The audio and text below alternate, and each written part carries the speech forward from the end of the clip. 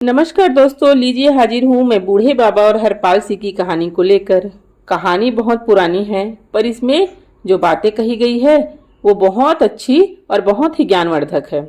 किसी गांव में हरपाल सिंह नाम का एक युवक रहता था। बचपन में ही उसकी माँ उसे छोड़कर चल बसी थी। सौतेली माँ ने ही उसका पालन पोषण किया था। वो हरपाल को बहुत तंग करती थी। हरपाल ने अपनी माँ को खुश करने की बहुत कोशिश की, लेकिन कोई प्रभाव नहीं पड़ा। आखिर एक दिन उसने घर छोड़ने की योजना बना ही ली। छोटी सी पोटली में 2 रोटियां और कुछ कपड़े और जेब में कुछ पैसे रखे। रात के सन्नाटे में वह बाहर आया। पूरा गांव नींद में सो रहा था। कीड़े की आवाजें हवा को कंपा रही थी। नदी के किनारे अकेली झोपड़ी थी। उसमें एक बूढ़ा रहता था। बोलता बहुत कम था, लेकिन जब भी बोलता पते की बात कहता।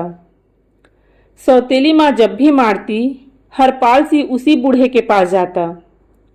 बूढ़ा उसे समझाता, 2 काम की बातें बताता। गांव छोड़कर जाने से पहले वह बूढ़े के पास गया। बूढ़े ने उसके मन की बात जान ली। पूछा, घर छोड़ने की सोच रहे हो महोदय? हाँ, हरपाल सिंह बोला। घर में रूखी सूखी मिले, चुपचाप खाओ। पराये देश में भटकने का क्या फायदा? बूढ़े ने हरपाल की हिम्मत परखनी चाहिए। हरपाल अपने इरादे पर अडिग था। बूढ़े ने इस पर कहा, अगर तुम जिंदगी को साहस और उद्यम से जीना चाहते हो तो मेरी बात ध्यान से सुनो। मैं तुम्हें 5 बातें बताता हूं। अगर तुम उन पर अमल करोगे तो तुम्हें जरूर सफलता मिलेगी। हरपाल ध्यान से उसकी बात सुनने लगा। बूढ़ा कह रहा था, जो भी तुम्हारा भला करे उसकी बात मानो। कभी किसी की दिल दुखाने वाली बात मत कहो। हर काम पूरी मेहनत और ईमानदारी से करो। अधिक योग्य बने बिना बड़ों से बराबरी का दावा मत करो। जहां भी ज्ञान की 2 बातें मिले, ध्यान से सुनो। हरपाल ने ये बातें गांठ बांध ली और चल पड़ा। चलते चलते वह एक बहुत बड़े शहर में पहुंचा। हिम्मत करके वह राजा के महामंत्री से मिला। उसका गठा हुआ सुंदर शरीर और अच्छा व्यवहार देखकर महामंत्री खुश हुए। उन्होंने हरपाल को नौकरी दे दी। एक बार राजा देश विदेश घूमने निकला। उसके साथ नौकर चाकर, फौज फटाका, अनाज ढोने वाले पशु, व्यापारी, नाचने गाने वाले और ना जाने कितने लोग चल रहे थे। चलते चलते राजा का दल एक बहुत बड़े मरुस्थल में जा पहुंचा। दूर दूर तक पानी का नामो निशान नहीं था। राजा के साथी प्यास से तड़पने लगे। प्यास के मारे पशुओं का बुरा हाल हो गया। पानी पानी पानी, बस यही पुकार थी। पर पानी था कहाँ?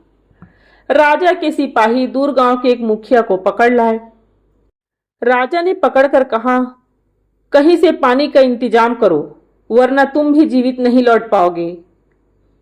मुखिया ने कांपते हुए कहा, महाराज, इतने अधिक लोगों के लिए पानी का इंतजाम असंभव है। आसपास कहीं भी पानी नहीं है। हाँ, यहां से कुछ दूर एक बावड़ी है, बहुत पुरानी, लेकिन वहां जाने की कोई हिम्मत नहीं करता। क्यों? राजा का प्रश्न था।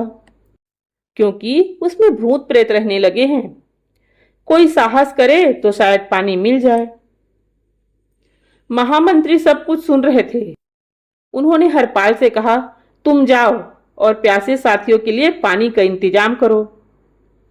हरपाल को एकदम उस बूढ़े की पहली बात याद आ गई, जो भी तुम्हारा भला करे उसका कहना मानो। खतरे की परवाह किए बगैर वह 2 घड़े लेकर बावड़ी की ओर चल पड़ा। बावड़ी में घुप अंधेरा था। संगमरमर की सफेद सीढ़ी दिखाई दे रही थी। वह बेधड़क उतरता हुआ पानी तक पहुंचा। चारों ओर भयानक सन्नाटा था। उसने घड़े भरे। जैसे ही लौटने को हुआ, उसे भयंकर हंसी सुनाई पड़ी। उसने आसपास देखा।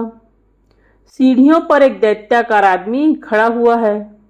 वह अपनी छाती में हड्डियों का ढांचा चिपकाए हुए था।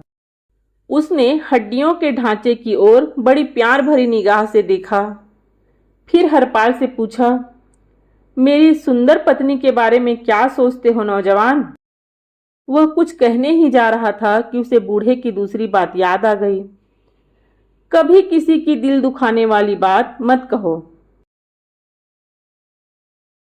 हरपाल ने उत्तर दिया, सचमुच इतनी सुंदर स्त्री मैंने कभी नहीं देखी। शाबाश, तुम भले आदमी हो। आज तक हर एक आदमी इसे हड्डियों का ढांचा कहकर मेरी पत्नी का अपमान करता रहा। मैंने गुस्से में आकर उन सबको मार डाला। मैं तुमसे खुश हूं, तुम्हारी मदद करूंगा। बात यह थी, वह दैत्याकार आदमी अपनी पत्नी को बहुत चाहता था। पत्नी के मर जाने के बाद भी वह नहीं मानता था कि वह मर गई। उसकी लाश लिए फिरता, जो केवल हड्डियों का ढांचा रह गई थी। उसे प्रसन्न देखकर हरपाल ने कहा, अगर आप मुझ पर खुश है तो इस बावड़ी को छोड़ दीजिए। प्यासे लोगों को पानी से प्यास बुझाने दीजिए। उस व्यक्ति ने हरपाल की बात मान ली। वह बावड़ी छोड़कर चला गया। राजा और उसके साथियों के लिए भरपूर पानी मिल गया। खुश होकर राजा ने हरपाल को अपने साथ रख लिया। हरपाल को बूढ़े की तीसरी बात याद आई, जो भी काम करो ईमानदारी से करो। वह कभी झूठ नहीं बोलता था। इन गुणों के कारण वह उन्नति करता हुआ राजा का कोषपाल बन गया। राजा का एक भाई था, स्वभाव से बड़ा कपटी। वह खुद राजा बनना चाहता था। उसने सोचा, अगर हरपाल को मिला लिया जाए तो खजाने पर कब्जा हो जाएगा। उस धन की सहायता से वह राजा को हरा खुद राजा बन जाएगा। उसने बहुत कोशिश की, हरपाल टस से मस नहीं हुआ। आखिर उसने लालच देते हुए कहा, अगर तुम मेरा साथ दोगे तो मैं तुम्हें अपनी कन्या ब्याह दूंगा। हरपाल का मन डावाडोल हो गया, लेकिन उसे बूढ़े की चौथी सीख याद आ गई, अधिक योग्य बने बिना बड़ों से बराबरी का दावा मत करो। उसने बड़ी सफाई से राजा के भाई का कहना टाल दिया। इस पर राजा का भाई आग बबूला हो उठा। उसने राजा से जाकर शिकायत कर दी, महाराज, कोषपाल ने आपके और राजकुमारी के लिए बहुत अपमान भरी बातें कही हैं। सुनकर राजा की आंखें लाल हो उठी।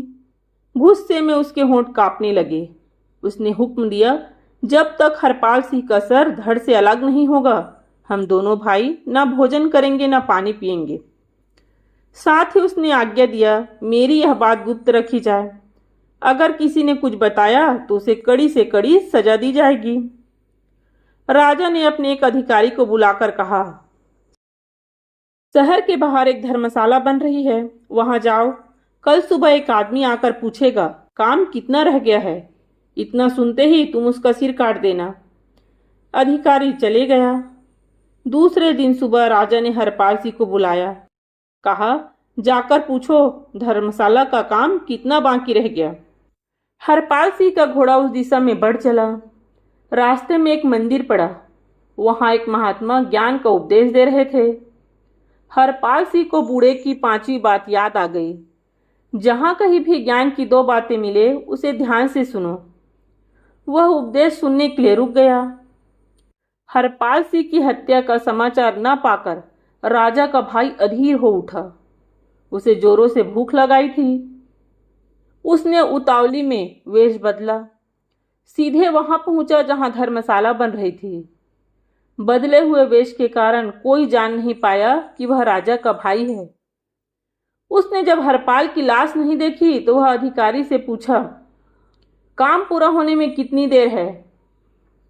अधिकारी ने सोचा, यही आदमी है जिसका सिर काटना है। उसने आओ देखा न ताओ एक ही झटके में उसका सिर काट दिया और राजा के सामने पेश कर दिया। धीरे धीरे राजा को असली बात की जानकारी हुई। उसने हरपाल को बुलाया और उससे क्षमा मांगी। अब आप ही बताइए, हरपाल अगर उस बूढ़े की 5 बातें नहीं मानता तो क्या होता? कमेंट में मुझे ज़रूर बताइएगा। कहानी कैसी लगी कमेंट करके मुझे ज़रूर बताइएगा। पुरानी कहानी सुनने के लिए मेरे चैनल को सब्सक्राइब ज़रूर कीजिएगा।